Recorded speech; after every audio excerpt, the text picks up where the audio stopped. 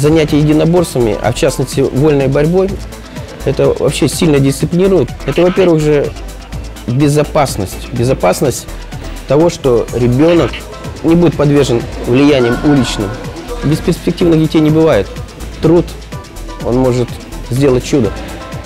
Мы когда начинали работать, у нас мало какой спортсмен входил даже в призеры Северо-Западного федерального округа. А в этом году 12 человек уже выиграли Северо-Западный федеральный округ. На начальном этапе я очень сильно переживал, когда у меня ребята выходили на схватки, особенно на крупных соревнованиях. Все через сердце проходит. Сейчас вот как бы уже натренировался, можно сказать. Сейчас успокоился. Перспективы есть, я не знаю, как дальше получится. Надо работать. Я стану в будущем олимпийским чемпионом. Я выбираю спорт.